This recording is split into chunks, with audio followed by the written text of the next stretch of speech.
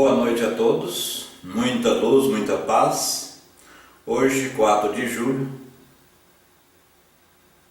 de 2013, quinta-feira, estamos na Sala Luz no Caminho, em colaboração com a FETINS, Federação Espírita do Tocantins, está transmitindo direto a sessão espiritual de hoje, a sessão pública. Quem a fará é a nossa irmã Leila Ramos. Quem é dirigente da sessão, nossa irmã também da Casa Juliana. Mesmo falará sobre o Evangelho segundo o Espiritismo, capítulo 26, Dai de graça o que de graça recebestes.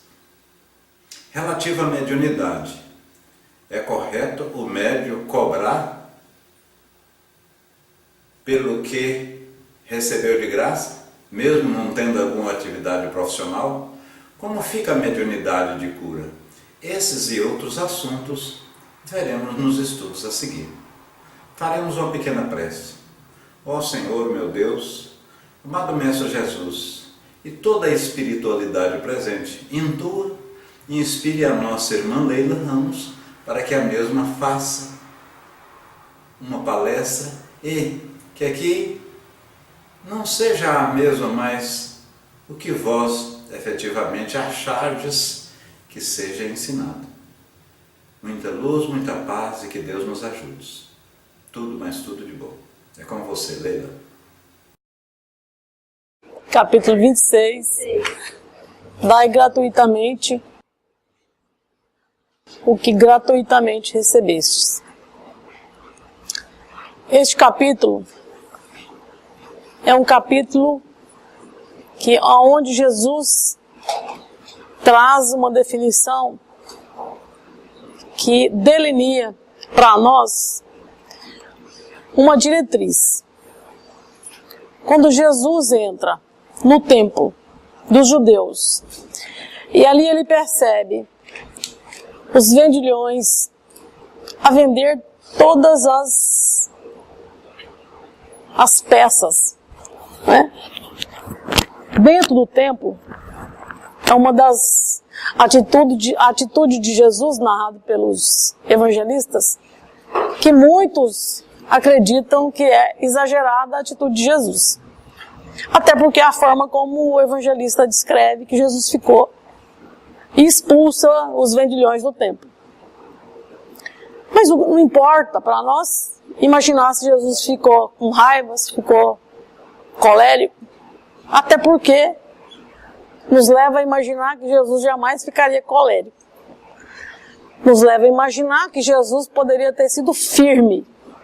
E às vezes, ao ser firme, enérgico nas palavras, nós somos encarados como radicais, grosseiros.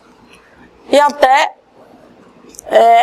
as pessoas pensam que a amabilidade ou a doçura da voz imprime uma certa linguagem, né? Mas muito bem, o que está posto ali nessa passagem, aqui no Evangelho segundo o Espiritismo, Allan Kardec faz uma descrição bastante detalhada acerca dessa passagem e vai nos mostrando qual é o pensamento de Jesus. É muito comum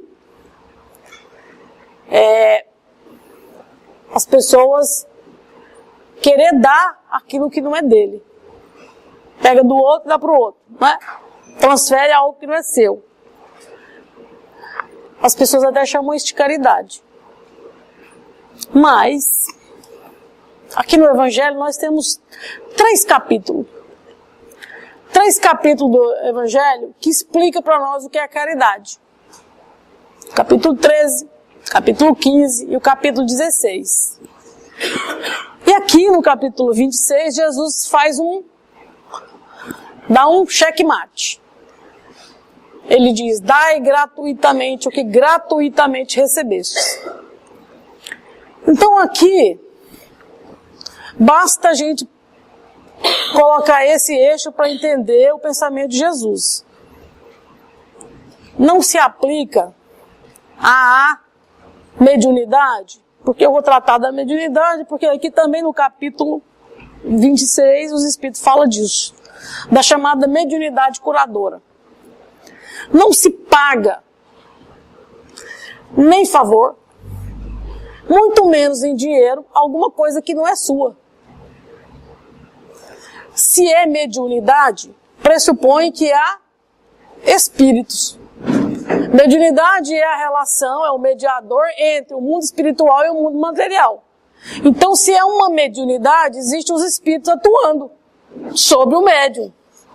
Por mais que esse médium seja detentor, melhor, portador de uma energia chamada energia magnética, dotada de uma potencialidade que, somada aos eflúvios trazidos pela espiritualidade, ela não é só dele. Ele pode doar dele, mas os espíritos vão dar um componente que vai potencializar essa energia, que a gente chama de energia mista. Então eu não posso dar ou cobrar ou barganhar em nenhuma hipótese. E é isso que Jesus diz: dai de graça o que de graça recebestes. Porque você não pagou nada por isso. Então como é que você vai colocar preço nisso? É por isso que no Espiritismo, isso é muito claro.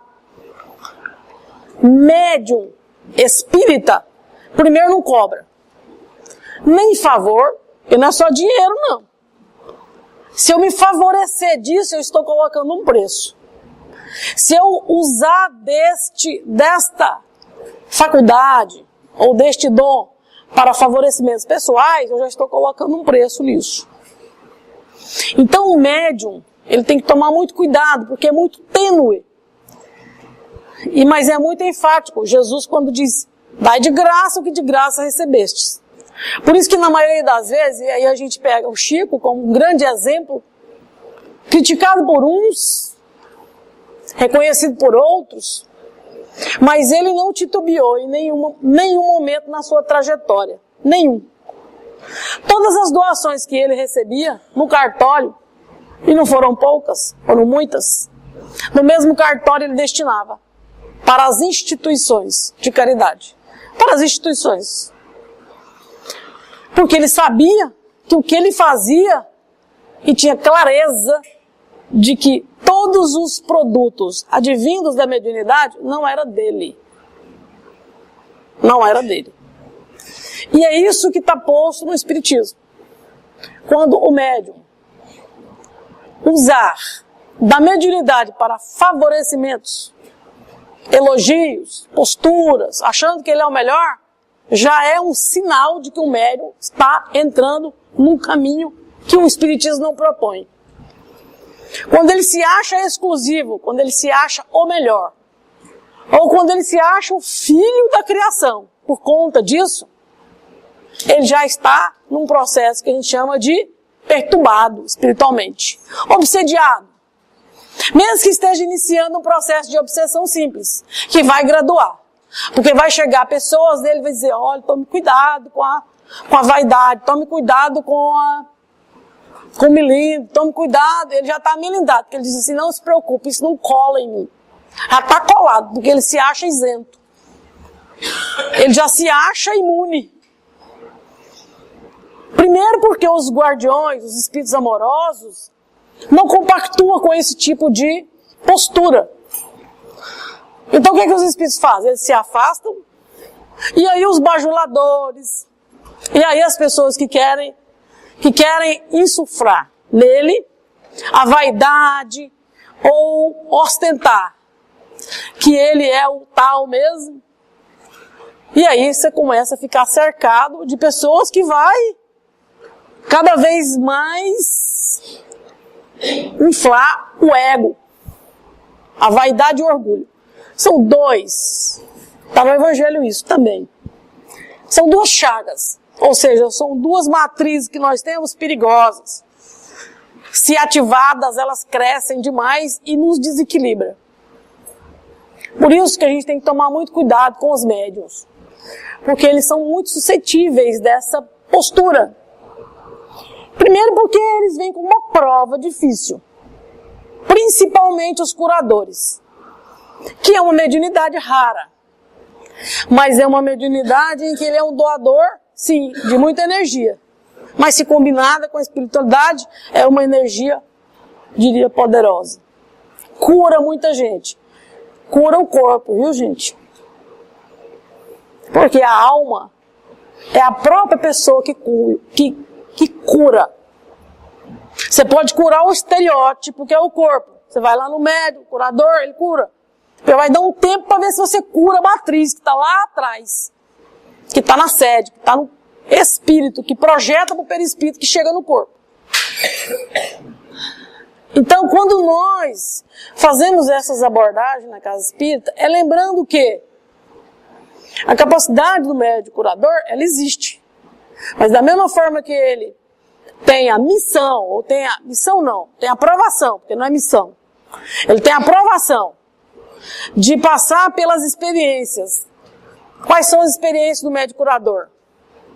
É um que vai lá na casa espírita, lá tem um médium maravilhoso, vai lá. Leva sua mãe, leva sua avó, que está doente. E aí isso pega, e sai. E o povo vai multiplicando, sabe aquele centro? Lá tem um médium curador, vai lá. E aí o povo começa a ir. E vai mesmo, e é um negócio. Se a sua casa está vazia, põe o médium curador lá para você ver, enche. Na hora. Isso é igualzinho fogo no monturo. Mas, qual é a prova para o médium que tem essa característica? Manter-se equilibrado. Não se sentir satisfeito com aquela popularidade, porque vai ser reconhecido, porque as pessoas vão começar a falar. É manter o equilíbrio. E não se sentir seduzido, nem pelo orgulho, nem pela vaidade. Pensa o que é isso, gente. Pensa que prova é essa. Pensa o quanto é difícil. É por isso que médico curador vive mudando de cidade. Vocês já observaram? Vocês já observaram como é que eles mudam de cidade? Porque também não aguenta a pressão. Quando ele pensa que não, ele tem que se mudar, porque o negócio já virou tão... Então ele fica mais desequilibrado ainda, mais perturbado ainda. Eu perguntava ao Divaldo e ele me disse que realmente é uma das provações do médium. Ser reconhecido e se manter em equilíbrio. Que é uma mediunidade rara, mas quando a pessoa é médium, curador, é a prova dele. Eis, então, a grande oportunidade que a gente tem. Se a gente conhece alguém que tenha esse tipo de mediunidade, primeiro, não exponha ele a esse tipo de ridículo, né? As pessoas, ou faz dele um guru, né? Porque tem gente que enaltece o médium de tal forma que aí passa a família inteira, né? Dos netos aos bisnetos, tudo é curado lá naquele centro, porque vira uma romaria, o povo faz ali não vai nem médico mais, porque quem vai consultar é a médium. Eu tenho dito para quem eu conheço, que é médico curador, ele tomar muito cuidado. Por conta dessa pecha, dessa cilada armada. Primeiro manda as pessoas no médico, sim.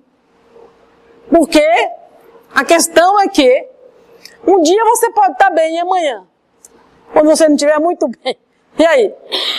Enquanto o médico estiver equilibrado, muito bem, né, gente? E a hora que ele desequilibra, a receita que vai ser destinada ali, os produtos que serão orientados. Então nós temos uma doutrina que é consoladora, mas é uma doutrina que é esclarecedora,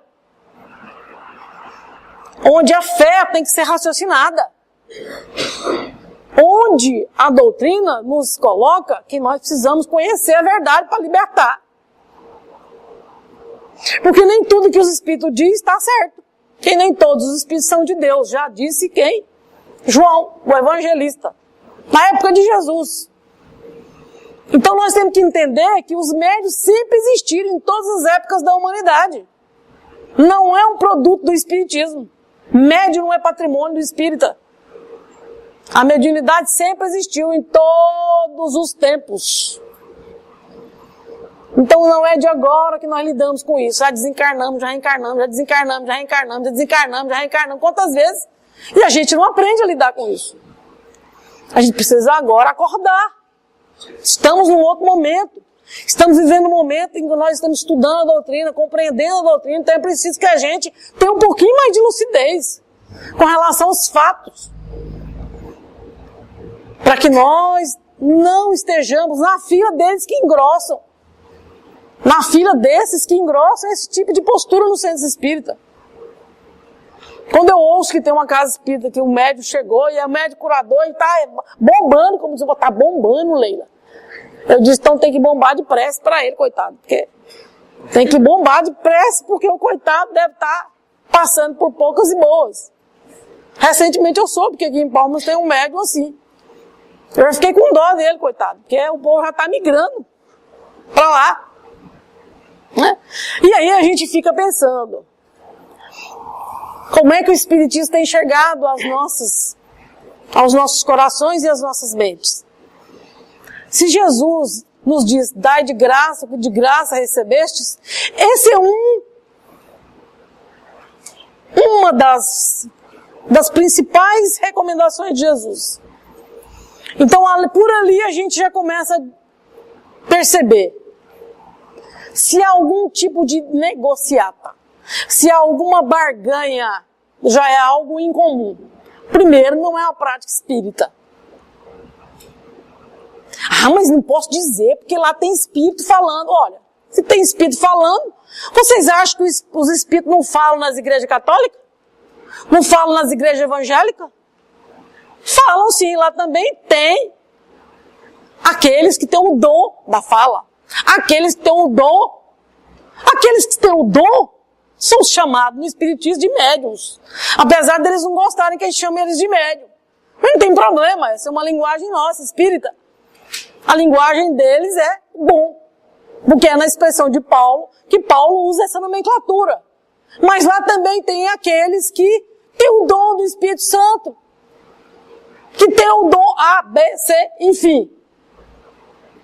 Quem é o Espírito Santo? O nome já diz. O substantivo é espírito. Já está dizendo, é espírito. Não é um homem. Não é uma pessoa na carne. Não está reencarnado, é um espírito. Santo é o adjetivo que qualifica um substantivo. Portanto, é espírito ali comunicando. Muito bem. Então, desce por terra a imagem de que só o espírita fala com os mortos. Não fala só nós, não. Muito pelo contrário. Nós temos que racionalizar essa fala, essa comunicação. O que vem dos espíritos, como é que elas têm que ser entendidas. Não é porque alguém diz, que foi psicografado ou que foi psicofonado. Não interessa a forma como vem a mensagem. Você precisa usar o crivo da razão. É essa a recomendação da doutrina. Para que nós amanhã não desacreditemos de uma doutrina que não disse isso. Quem disse foi o Espírito para você. Você aceitou porque quis. Você admitiu aquela orientação, você admitiu aquela mensagem, você admitiu ser seguidora, né? Seguidor de um Espírito ou de um médium. Porque tem gente que adora sair correndo atrás de médium. Ó, chegou um médium, eu vou lá seguir. E começa a seguir. Seguidor. É guiado por outras mentes. Adora colocar as pessoas na posição de guru. A pessoa não pode ter um pouquinho mais de cultura espírita que as pessoas estão, ó. Nossa, mas ele sabe muito. Nossa, mas ele tem muita cultura. Nossa, mas e aí eu vou seguir a pessoa. Nós temos que ter como mestre e seguidor o Cristo. Está na questão 625 do Livro dos Espíritos. Qual é o modelo e guia da humanidade? Os Espíritos responderam para Allan Kardec. Jesus. Esse é o guia e modelo da humanidade. É Jesus. Não é médium. Não é nenhum guru falível, reencarnado. Não, gente. Quando nós estivermos fazendo isso conosco, ore por ele, coitado. Porque nós estamos nesse nível ainda. Tudo bem, se tem alguém nesse nível, vamos orar por ele, para ele acordar uma hora. Porque vai acordar. Vai acordar um dia, vai acordar. O que está posto no capítulo 26 é que nós tenhamos que ter clareza com relação a esses fatos, a essas situações do cotidiano.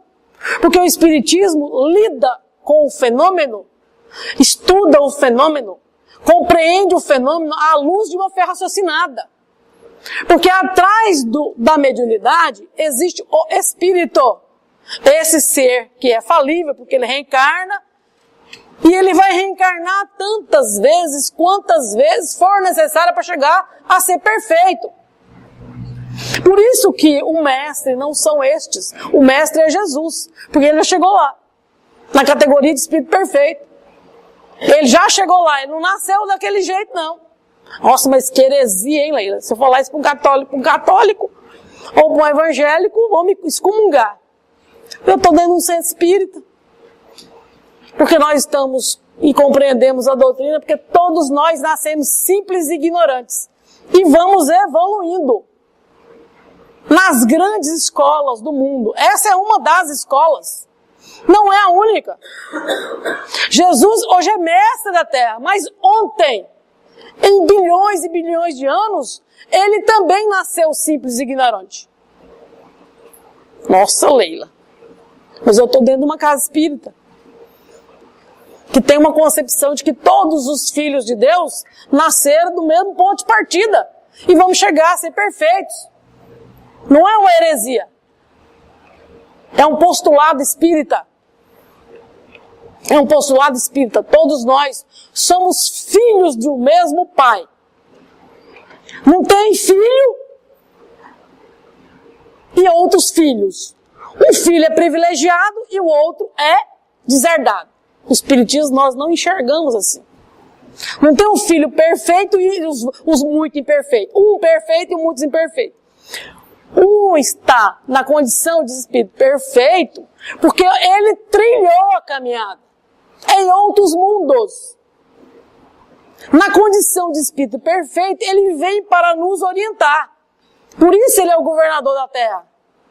E assim como Jesus, muitos espíritos de escola também coordenam orbes semelhantes à Terra. Se nós estudarmos a doutrina bem orientada, nós vamos ver no livro A Caminho da Luz que os espíritos de escola da comunidade de Jesus se reúnem no Sol. Se reúnem no Sol. Aquela luz projetada na Terra não é nada mais, nada menos do que essa comunidade que emana luz para nós. É por isso que em outras galáxias existem lugares, existem planetas, tem vários sóis, não existe só um Sol. Poxa, Leila, você nunca ouviu falar isso? Leia o livro Caminho da Luz, do Emmanuel, tá lá. Ou seja, vamos estudar a doutrina. Não para seguir alguém que sabe que está falando aqui na frente, não. Vou estudar a doutrina porque eu quero entender essa doutrina. Não é porque alguém disse, porque o outro falou, porque o outro falou, porque o outro falou. É uma doutrina que preenche o meu vazio interior. É uma doutrina que acalenta, a minha indagação, que acalenta as minhas inquietações, que balsamiza as minhas aflições, que eu não entendo por quê. Por que todos nós temos como destinação o desencarne, por exemplo? Que eu sei que amanhã eu vou desencarnar, porque ontem minha mãe desencarnou, amanhã provavelmente sou eu ou meu pai. Por quê? Por que eu não encaro isso? Por que eu tenho medo tanto da morte? Por que a morte para mim é algo terrível? Por que será? É porque eu não encaro a morte. É porque eu coloco ela na posição do temível, do medo. Você só vence o medo quando você encara ele. Quando você é capaz de olhar face a face. E Allan Kardec diz que fé raciocinada, fé robusta, é aquela que encara a razão em qualquer época da humanidade. Então, é um contrassenso. Nós, os espíritas, temos medo da morte. Eu já vi médium dizer assim, eu tenho medo de espírito. Eu digo, então você não é médium, porque não é possível. Você comunica com os espíritos, fala com eles nas reuniões mediúnicas e corre de medo dos espíritos? Que médium é esse? Que médium é esse? Onde é que o conteúdo está circulando na sua mente? Só está aqui em volta, né? Porque aqui dentro não entrou, porque o conhecimento não compreendeu o conhecimento. Você ficou rodeando o conhecimento. Você ficou olhando para ele. Ele não preencheu o seu interior. Então o espiritismo sem vivência, gente, é como um livro que eu olho pela capa, eu leio apenas a orelha, eu leio o prefácio e pego o índice, dou uma olhadinha e já sei de tudo. Ó, esse livro aqui eu já li ele. Eu sei tudo que tem lá dentro. Passou o espiritismo por cima, né? Passou uma pincelada. Então não adianta. Quando a gente fazer esse enfrentamento, e a gente faz esse enfrentamento, olha como Deus é um pai amoroso, justo e bom. Porque esse é o primeiro princípio básico espírita. É a concepção que eu tenho de Deus. Esse pai amoroso, justo e bom. Quando eu compreender isso na minha vida, eu tenho certeza que eu não vou ter medo da morte. Quando eu entender que eu tenho um pai realmente bom, que eu tenho um pai justo, que eu tenho um pai amoroso, que criou todos indistintamente, independente da raça, do credo, da religião, da cor, da nação, porque todos vão um dia perceber e enxergar essas leis que estão na natureza, porque essa não é uma lei nossa. Os espíritos foram lá e trouxeram essas verdades eternas para nós, materializaram elas aqui, ó, tá aqui, tá na natureza essas leis. Por isso que é a doutrina dos espíritos, não é a doutrina dos espíritas. Porque os espíritas podem fazer como os cristãos fizeram, deturpar o cristianismo. Os espíritas também podem deturpar o espiritismo, sabia?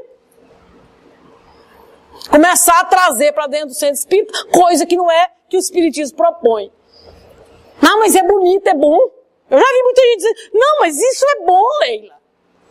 Ué, mas quer dizer que tudo que é bom tem que vir para cá? Tudo que é ruim tem que estar de lá? Ué, não é possível isso.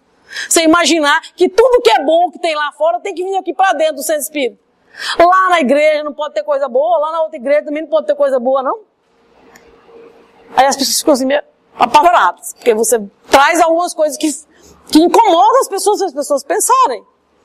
Olha, não é quer dizer que é tudo que é espírito, que vem pro espiritismo tem que ser bom e o resto é ruim. Não é uma análise julgatória. Não é uma falsa moral. A moral proposta por Jesus, ela é clara, é para todos. É para todos, não é só para nós. Nós vamos enxergar e vamos atrair para nós, porque entendemos e os espíritos chancelaram isso. Dai de graça o que de graça recebestes é um parâmetro do Cristo. Se eles não fazem, problema deles. Nós temos isso como parâmetro e devemos preservar isso. Por isso que ninguém pode ter a pretensão de cobrar por nada. Por nada.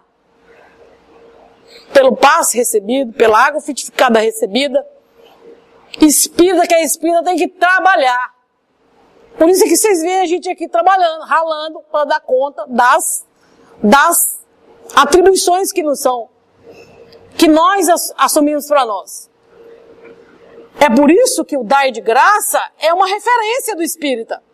Quando você vê um médium que está cobrando alguma coisa, o que você faz? Ó, isso não é espiritismo. Sinto muito. Não, mas nós somos espírita. Tá bom, você pode dizer que é. Agora, a referência doutrinária já está dizendo que a sua postura não é espírita. A sua referência, a sua prática é outra prática. Eu não estou falando mal da sua prática. Eu estou dizendo que a sua prática não é espírita. Logo, não se ofenda com isso. Mas mesmo assim as pessoas se ofendem. Uma paciência. Paciência. Agora, nós não podemos deixar de mostrar, de pregar aquilo que o espiritismo propõe. Dentro da casa espírita seria um mínimo, um desatino. da nossa parte, ferir o postulado espírita. No campo da mediunidade ou em qualquer área. Em qualquer área. Recentemente um amigo nosso virou assim, Leila, mas ser espírita é difícil, hein? Que a gente não pode tanta coisa, né? Eu disse, não, é porque a gente tem uma ética espírita, né? A ética de Jesus. Aí ele falava assim, não, então nós podíamos pensar em alguma coisa, né? Para poder ajudar as contas aqui da federação. Vamos botar como é que chama aqueles negócios, aqueles painel eletrônico aqui.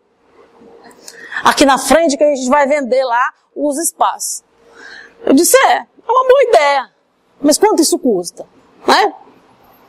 Aí eu falei assim, e como é que nós vamos lidar com isso?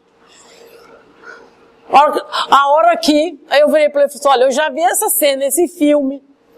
Nós tivemos uma federativa, que eu não vou dizer a qual, fez isso na sua instituição. Só que todo mundo que é espírita trabalha, né? Porque ninguém vive do espiritismo, não. Tem que ocupar e trabalhar. Quando a presidente chegou na instituição, estava lá o bannerzinho. Lá no... Como é que chama esse negócio? Outdoor, né? Outdoor, não é? Imagina o banner na frente da Federação Espírita, bem grande, porque os companheiros que cuidavam dessa área estavam vendendo comercial. Né? Vendendo para pagar as contas da federação desse estado. Eles terceirizaram o banner e a instituição vendeu o produto.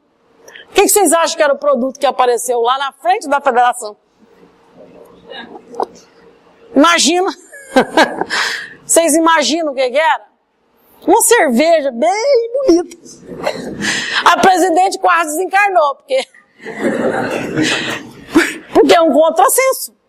Você imaginar que na frente de uma casa espírita você tivesse um banner fazendo a apologia à cervejaria. Teve que entrar na justiça para cancelar o contrato. Então olha só o desgaste. Né? Então às vezes a gente tem muita dificuldade nesse campo, porque não dá para vender esse tipo de produto. Não dá para vender. Nem cigarro, nem bebida. Que são os grandes patrocinadores, né? Os grandes comerciais, tanto televisão como rádio. Hoje, para você bancar uma rádio ao vivo, uma rádio mesmo funcionando, tem que suar a camisa, porque esse tipo de propaganda você não pode veicular. Poder, você até pode, né? Vai pagar caro por isso. Porque não deve, né? Não deve, em nome do Espiritismo, fazer isso. Porque como é que eu vou fazer apologia a alguma coisa que entra em contrassenso com aquilo que a gente prega aqui dentro? Então nós temos que tomar muitos cuidados. E às vezes nós somos tidos como radicais por conta dessa nossa postura. Porque a gente deve dizer, resguardando aqueles que fazem ou que usam dessa plataforma, achando que todos os meios valem para chegar aos fins. Nem todos os meios convêm para chegar aos fins. Não é verdade? Porque o homem no passado fez isso, né? Para chegar ao fim de tornar a comunidade cristã no mundo, os cristãos fizeram o quê? Mataram. Obrigaram as pessoas a se tornar cristãs. Então não é os meios que justificam os fins. Por isso o Espiritismo é muito claro com relação a isso. Nós temos uma postura, nós temos uma diretriz, nós temos um compromisso com essa doutrina. Então nós temos que tomar muito cuidado com essa postura nossa. O dai de graça e o de graça recebestes não está circunscrito apenas aos recursos financeiros. Ele vai muito mais, é muito mais sutil do que a gente imagina. Então, quem lida com a mediunidade curadora traz em si uma grande dificuldade dentro da casa espírita. Vocês podem ter certeza que a casa espírita onde tem um médico curador, ela tem que ter vigilância dobrada. Primeiro, por conta do médium. Segundo, por conta da instituição. Porque o que acontecer lá na instituição é de responsabilidade de quem? Da instituição. As pessoas que se acontecer qualquer coisa, não vai lembrar do nome da pessoa não, vai lembrar, ó lá os espíritas lá, ó a instituição, lá naquela casa lá. Aí dizer assim, ó, lá naquela casa ali, ó, tá vendo aquela casa? É lá, é aquela casa. Então, nós temos que tomar esse cuidado? Sim, nós que temos, tem quem está na gestão, quem está à frente. Tem que tomar cuidado, tem que cuidar das pessoas, que estão os trabalhadores da casa, que estão na liderança, que estão na gestão dos departamentos, da instituição. Por isso, que nessa noite, nós estamos abordando esse aspecto, porque às vezes ele é muito sutil. E às vezes nós somos os promotores. Nós fazemos isso sem ter consciência que às vezes nós também fazemos. Porque ouviu dizer, ouviu falar. Mas é muito comum, é mais comum do que a gente imagina. Assim, a casa espírita precisa ter clareza de que a base está nos princípios, começando pela clareza que nós temos de Deus, o princípio da existência e sobrevivência do espírito. Todos nós somos espírito em essência, que vamos desencarnar, reencarnar, desencarnar, reencarnar, desencarnar, reencarnar. Essa é a proposta espírita. Não, esse negócio de reencarnação não existe não. Tudo bem, não tem problema. Porque não existe espírita que não crê em reencarnação. Se o cara não entendeu reencarnação, é porque ele não entendeu ainda o espiritismo. E não precisa brigar com a pessoa, querer que a pessoa tome paz para poder o espiritismo entrar de cima para baixo, não. Porque o espiritismo não entra de cima para baixo, não. E nem tornar a pessoa espírita da margem. E tem muita gente dizendo que ele é uma boa pessoa, tem que se tornar espírita. Uai, e por que ele tem que se tornar espírita só porque ele é uma boa pessoa? Não precisa, não. Não tem essa necessidade. A gente pode ficar muito obsediado com essa ideia fixa, sabia? Tem muito marido, muita mulher aí obsediadinho, perturbando o marido. Meu bem, você precisa se tornar espírita, meu bem. Porque o espiritismo é bom. Ele fala, não, meu bem, seja você mesmo. Vai lá, eu não te atrapalho. Mas ela, não, eu quero que você vá, eu quero que você esteja do lado, eu quero que você esteja junto. Pra que, gente, que nós temos que cercear o livre-arbítrio da outra pessoa? Tem gente que chega a fazer promessa. Pensa! Fazer promessa pro outro virar espírita. Tem gente que dá passe nele dormindo. Ó, vou te dar uns passes aqui porque você vai se tornar espírita, meu bem. São coisas que a gente fica olhando e depois a gente fica sabendo que as pessoas fazem. Quem é que garante? Está no Evangelho. O Evangelho diz para nós que para compreender a doutrina espírita é necessário o quê? Maturidade do senso moral. Está no Evangelho. Maturidade do senso moral, ou seja, a compreensão da reencarnação, a compreensão desse Pai amoroso, justo e bom, a compreensão de que eu sou espírito eterno, a compreensão do desencarne, a compreensão dos mundos habitados, esse conjunto de princípios básicos, ele vai assimilando devagarinho, naturalmente. Não é forçando ninguém a ser. Não é assim. Ser espírita é uma condição da alma. É a pessoa que vai naturalmente compreendendo. Não é porque o outro impôs. Aliás, ninguém muda ninguém, gente. Quem casa achando que vai mudar o outro, coitado, enganado. Porque ele deixa de mudar ele mesmo e passa a querer mudar o outro. E vai ficando obsediado. Porque ele não muda, ele vai ficando irado. Não muda, vai ficando irado. Quando chega na velhice, separa, porque não aguenta mais. É muito comum na velhice, sabia? Ó, eu descrenço de você, agora vamos separar. E separa mesmo, porque não aguenta, não dá conta. Porque a pessoa passou a vida inteira pensando que ia mudar o outro, e não muda não. Porque a pessoa só muda quando ele quer. É livre arbítrio. Se não muda nem o filho, imagina o marido que já está adulto. Porque se você mudasse um filho, a gente cresce com o menino dizendo, você vai ser isso, você vai ser isso. E ele fala assim, não vou não. Ainda mais os da agora. Da minha geração até dizia na mentira. Não, tudo bem. Não era? Depois que eu chegava na adolescência, brigava e fazia o que queria. Ou então faria o que queria, depois deixava de fazer aquilo e ia fazer outra coisa. Não era assim? Era. Agora essas crianças dessa geração dizem na cara, não vou de jeito nenhum. Não vou. Não dobra eles não. Eles não são maleáveis assim, eles não são desse trato mais hipócrita, né? A gente era tudo bem. Virava a cara, mentia. Mas essa geração daí são mais franco. Eles não têm medo. A nossa geração foi muito cerceada pelo medo. Educada com medo. Mas essa geração aí não tem esses medos. Eles não têm essas peias.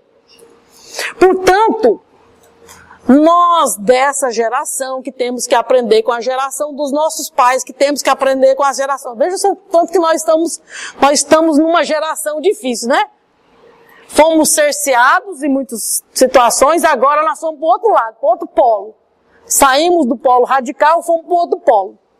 Então estamos dando conta de dominar os nossos filhos. Nós damos conta de educá-los. Nós estamos dando para ele tudo aquilo que a gente não teve. Dando em excesso. Não estabelece limite. Não dá conta de dizer não. Vivemos um conflito nessa geração. Na nossa geração. Na minha geração. Mas é o desafio da nossa geração. Nós estamos no limiar dessa geração. Da geração que veio dos nossos pais, mas que enfrentou essa geração que está aí, que é muito mais atinada pelo intelecto do que pela moral. Por isso que eles precisam de nós. Eles precisam de nós porque nós precisamos dar esses parâmetros. Dar para eles esses conteúdos para eles começarem a fazer um enfrentamento de uma verdade com a outra. Até seguir o raciocínio que é fazer a escolha. Porque a escolha é do espírito. Não é nem do pai, nem da mãe, nem do marido, nem da esposa. É do espírito. Porque ele pode concordar com você aqui no corpo. A hora que ele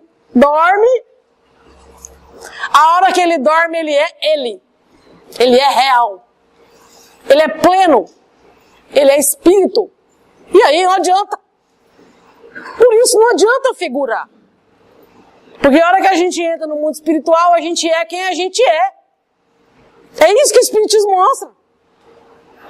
Porque o que falta para a nossa geração, muitas das vezes, é tirar essas culpas, esses medos, esses ranços, começar a se perdoar, porque foi muito omisso, começar a fazer esses enfrentamentos, reconhecer que eu preciso aprender com esse grupo e também dar para ele, porque eu recebi isso de graça. Isso não é vendido em lugar nenhum. Isso é um legado. Se nós todos estamos aqui, estamos porque um dia ou alguém nos ensinou, ou nós buscamos de alguma forma. E temos que ser grato a tudo isso. Tem que ter essa gratidão. Tem que ter esse reconhecimento. E nessa hora onde a gente vem aqui, daqui a pouco quando a gente entrar no processo que é do enfrentamento nosso com a nossa consciência, é a hora da gente agradecer. Louvar a Deus por nos conceder estar reencarnado, nos permitir fazer esses enfrentamentos todos conosco, com a nossa consciência, e nos dar força. Aí a gente vai pedir força. Aí pedir força para dar conta de entrar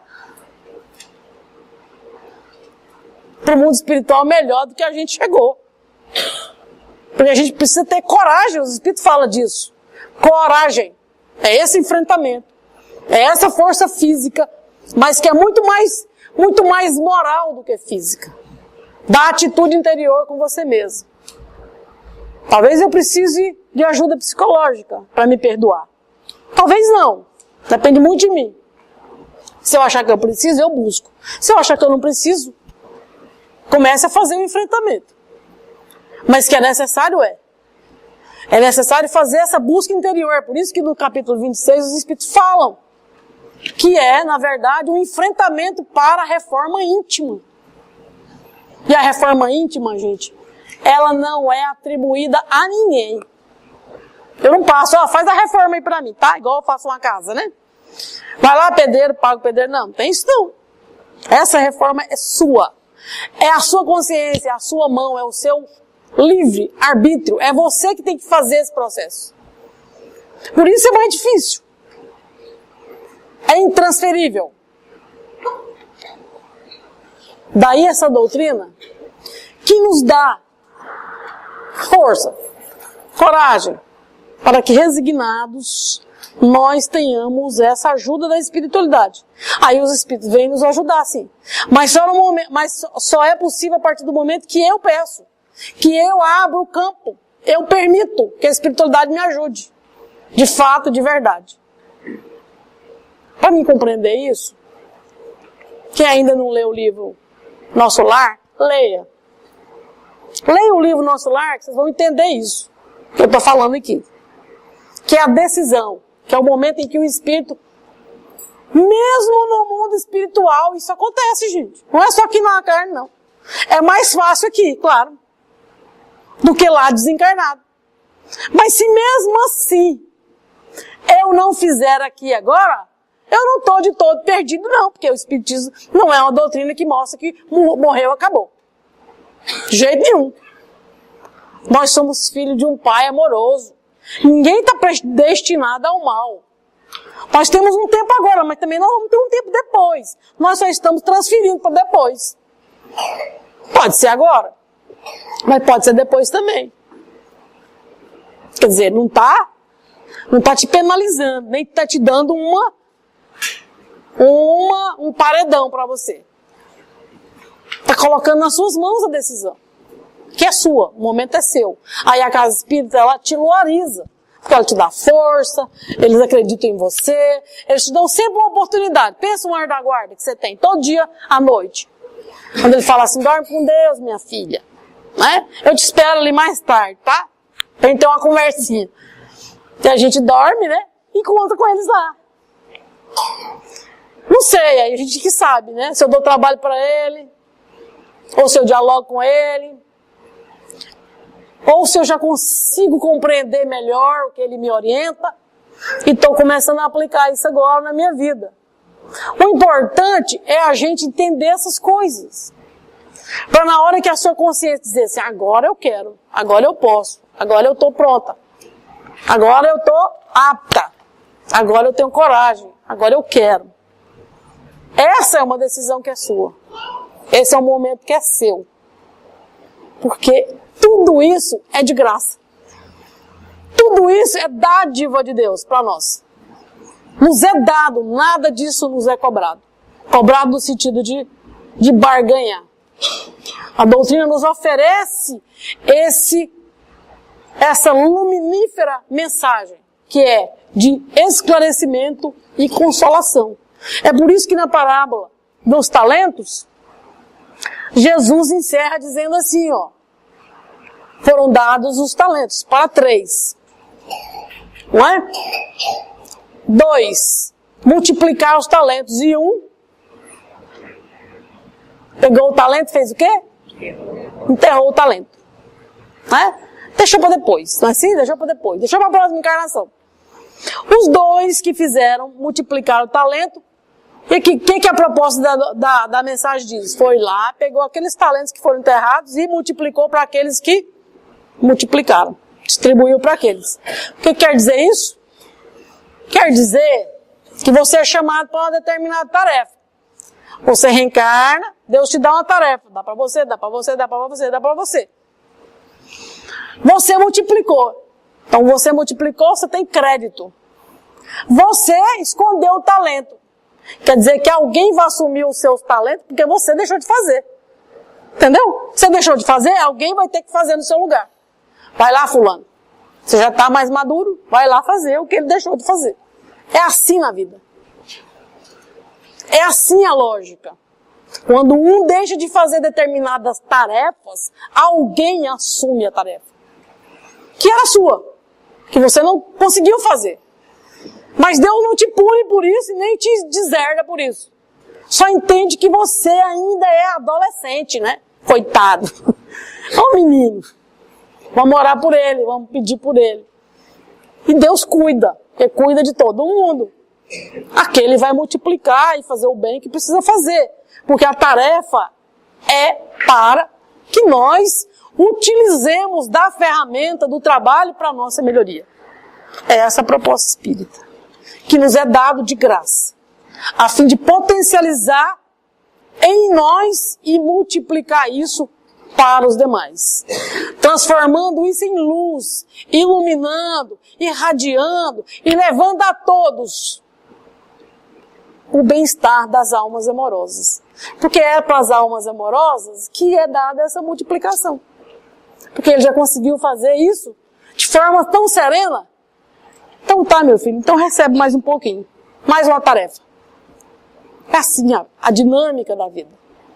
E é essa doutrina maravilhosa, consoladora e esclarecedora que a gente vem beber na casa espírita. Vem beber para compreender. Vem beber para nos fortalecer. Vem beber para nos sedentar. Sedentar a alma e luarizar a nossa vida. Para que tenhamos a certeza de que amanhã, um amanhã não muito longe, haveremos de sentir a mesma alegria e a mesma paz daquele que conseguiu multiplicar. Muita paz.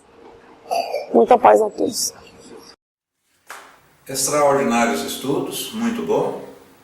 Passaremos agora à segunda parte dos trabalhos, que são os passes magnéticos. Não são obrigatórios e as pessoas serão chamadas à medida que estão sentadas aqui à frente.